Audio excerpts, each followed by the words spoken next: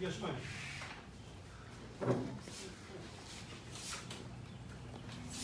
What I would like to say is that, this bill would, the taxing industry, when, the local medical center, I've been here a while and so have you, when the local medical center was built and the Shiner Hospital was being built, it was talked about maybe doing a county type hospital. But each city, Shiner both, and like Hallettsville, built their own hospitals, and Yoakum has their own hospital. And Moulton's, the doctors in all three towns would, some would use Yoakum, some would use Shiner, some would use Hallettsville. Our doctors depend on these hospitals, but having the taxing district, that's why Shiner, maybe even, because Moulton used both hospitals, maybe at that time, maybe they weren't included in the taxing district. But the thing of it is, the taxing district that Lavaca Medical Center has is really considering trying to keep hospital open with the cost and the regulations and Medicare, those things. It's very difficult to do that. You cannot tax your citizenry into prosperity. So the hospital board are good businessmen and good patriotic businessmen. And so they looked at what they had that they could capitalize on to bring in added income to the Lavaca Medical Center. So it will not only bring lease money, it would bring ad valorem taxes. The improving that land, just improving 5 acres of it, will bring a lot of extra property tax. And even though Moulton doesn't get that tax, the whole county does get some tax money off of it, as well as the city and the hospital board. And so it'll bring money and revenue into the hospital. It'll give the county money, the city money, and it will allow our citizens, this hospital, to stay open. We rely on having an emergency room, surgical suites, the consulting doctors, the nurses. These citizens here, all, and the doctors, all rely, we have to have those hospitals and we have to help support them. And if they can make some money and keep open without raising taxes and doing better, I don't see a problem with that. Our business people, our lawyers, our bankers, our investment people, they're all smart enough to write in precautions and restrictions and things. So I just feel like even though we may not be in the taxing district, we certainly need these hospitals and we have to support them. And I believe that's why the mayor of Yoakum, the mayor of Shiner and Hallettsville, and hopefully Moulton, all will look at that and say, our county needs these hospitals, and just passing this resolution, if it helps, with it. Thank you. We're a taxing entity, and our taxes are pretty low. We got about a $26 to $28 million budget, correct? The ad valorem taxes that we collect annually are roughly $750,000. That will operate our hospital roughly 15 to 18 days. So there you are on the kind of taxes that we have. They're pretty low compared to the rest of them in the state of Texas. This is consideration. We appreciate it very much, your time. And if I have any other questions, feel free. Okay, I will give y'all another, I'm gonna let the lady, I think I have 2 people want to comment. I'm gonna let them, and then we'll have one more rebuttal after that, and then we will take a vote. Thank you.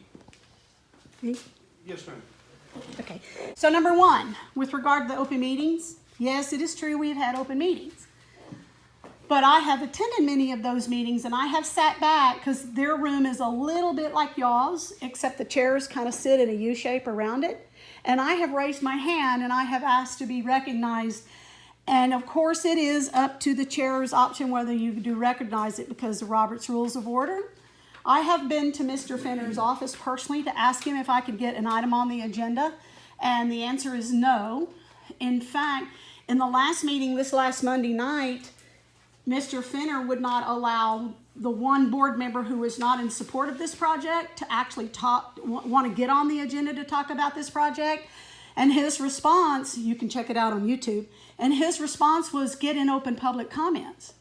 So one has to question whether or not you have to your own board member to talk about an item in open public comments in order to talk to the board.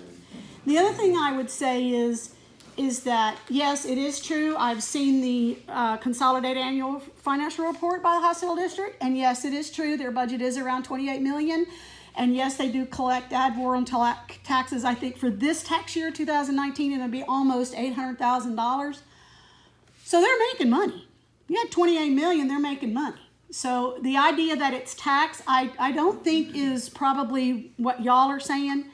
Here's what I want to point out. I want to point out that yes, it is true they may ask for indemnification in the bill, okay? But let's say that this hospital, this assisted living facility is trucking along, and in 5-6 years, they just hit the road and go out of town. Maybe a big financial person pulls out for whatever reason. Now, there's no financial, now the financial liability falls with who's the first person? The loaner, the person who loaned the lender. And if the hospital district more than likely would get first right to purchase that, well, guess what, folks? I don't mean to be disrespectful. That's on our tax money, not y'all's. And so that's why we would ask that y'all not support the resolution that's before you tonight. Because the other thing I want to point out, what Brenda said, it would bring tax money to the district and for all of the county. Yeah, so the ISD and all your taxing entities where that physical 5.46 acres sit. But that's a taxing entity. They don't levy taxes on a taxing entity. The only thing that would be levied would be business personal property. So I just want to remind you guys as y'all consider it, please. The deal is what we're looking at here is, do we support it going for a resolution going from 25 to 50 years? Danny Spencer, and I appreciate the opportunity. I'm concerned about corporations and what they do to small communities. That's my main concern. And what I'm seeing is chaos.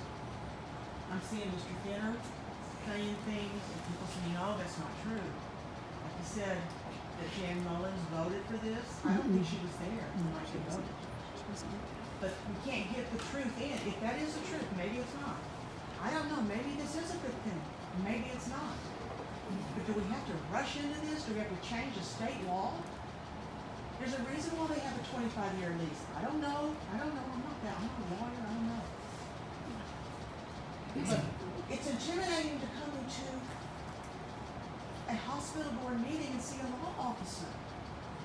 Mr. Finner's paying for her to be there. Appreciate law officers.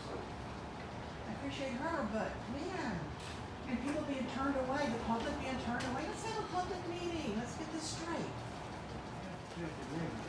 We're against having it hung around the hospital's neck. The first meeting I went to was the chairman and the CEO and an attorney with them. They said that they had an EMT warning to come to Hallettsville.